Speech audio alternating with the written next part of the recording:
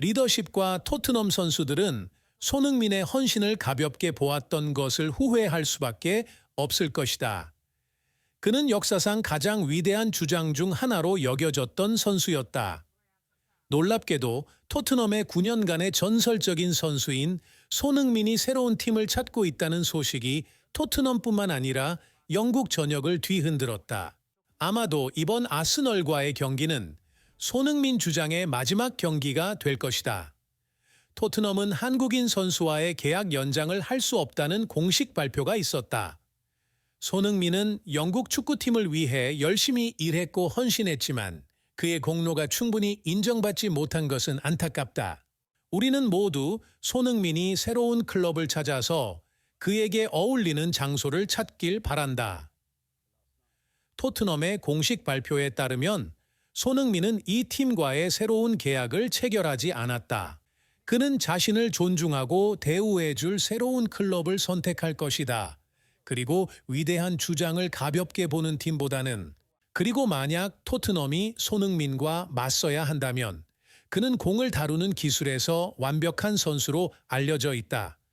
이에 대해 더 알아보자.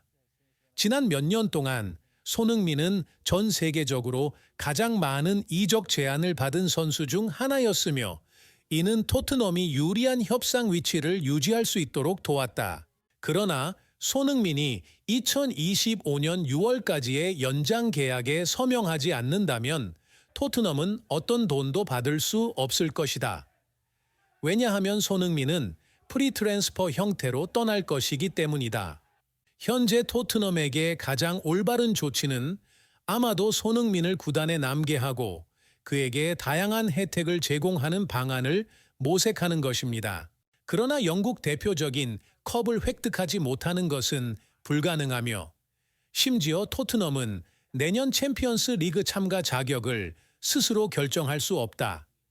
이것은 이 클럽에 대한 끝이 될 것이다.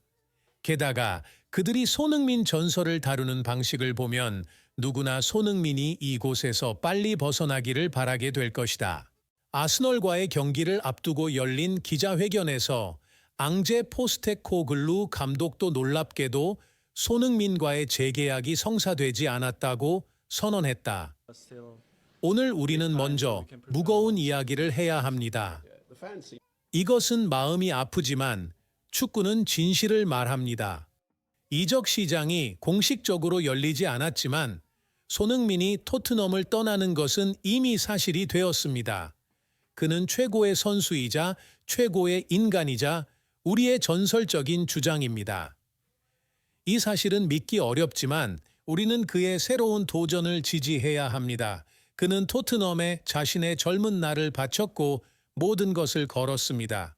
그 후 앙제 포스테코글루 감독은 아스널과의 경기를 앞두고 열린 기자회견에서 손흥민의 목적지에 관해 묻힐 때 충격적인 발언을 내놨습니다. 손흥민이 다른 팀으로 이적하는 것은 너무 놀라운 일이 아닙니다. 그는 지난 8년간 프리미어 리그의 골문에서 떨어지지 않았으며 이 시즌에는 그의 경력에서 최고의 속도를 보여주고 있습니다. 손흥민은 프리미어 리그에서만 신뢰받는 선수가 아니라 세계적으로도 최고의 선수 중 하나입니다. 그가 우승컵을 원한다면 맨체스터 시티, 리버풀 또는 아스널로 갈 수 있습니다. 전문가들의 정보에 따르면 펩과 클롭만이 아니라 아르테타도 현재 시점에서 손흥민과 계약을 원하는 것으로 알려져 있습니다. 손흥민이 영국의 어느 팀에 가입하든 토트넘에게는 걱정거리가 될 것입니다. 그들이 자신을 너무나 잘 이해하는 선수와 맞서야 하기 때문입니다.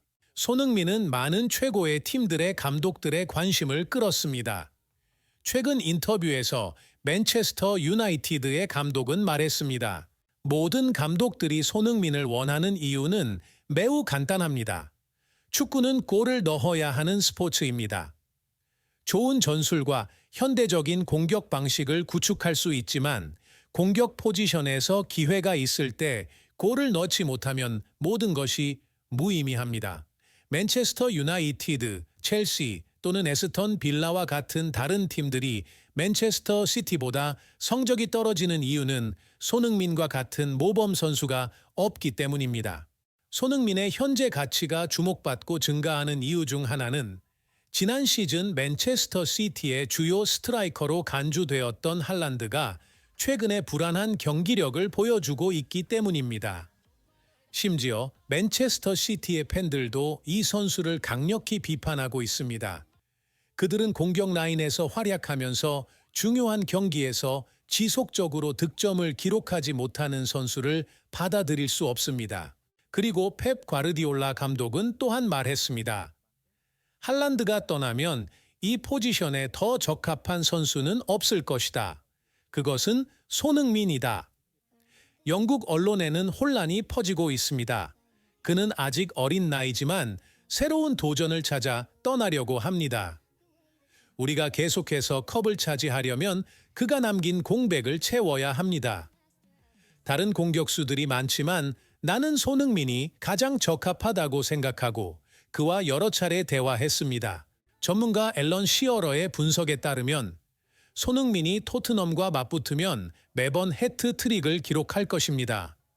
시어러는 손흥민과 맞붙는다면 그것은 참사가 될 것이라고 지적했습니다. 왜냐하면 토트넘이 그를 이전에 대면한 적이 없기 때문입니다. 시어러는 또한 토트넘이 손흥민을 상대로 어떻게 대처해야 할지 모르고 있으며 그들은 그와 대면한 경험이 없기 때문입니다. 그가 손흥민이 토트넘과 대결할 때 매번 해트트릭을 기록할 것이라고 믿는 이유 중 하나는 토트넘이 공격적으로 너무 높게 올라가고 있어서 두 개의 수비수가 세계 최고의 카운터 공격수 중 하나와 혼자 맞붙게 될 것이라는 것입니다. 그들은 그를 막는 방법을 모르게 될 것입니다. 그리고 미치엘 오온도 지적했습니다. 토트넘은 종종 많은 선수를 앞으로 내보내고 공격구역에서 자주 공을 잃습니다. 이러한 공을 잃는 것은 종종 방역으로 이어지며 손흥민의 속도로 인해 그는 방역의 기회를 많이 얻을 것입니다. 경기 후 해설자들의 의견도 비슷합니다. 그들은 손흥민과의 직면에서 토트넘이 그의 강점을 어떻게 활용할지 모르기 때문에 많은 어려움을 겪을 것으로 예측합니다. 그리고 미키 반데 벤 토트넘의 수비수에게 물어보면 손흥민과 직면하게 된다면 어떻게 할 것인가요? 미키는 대답합니다. 사실 나는 손흥민과 직면해야 한다는 생각을 한 적이 없습니다. 나는 그를 정말 좋아하고 그는 정말 좋은 선수입니다. 그와 직면해야 한다면 어떤 계획도 갖고 있지 않습니다. 그는 정말 빠르고 빈 공간을 아주 잘 활용하기 때문에 그가 우리를 쉽게 지나칠 것이라고 생각합니다.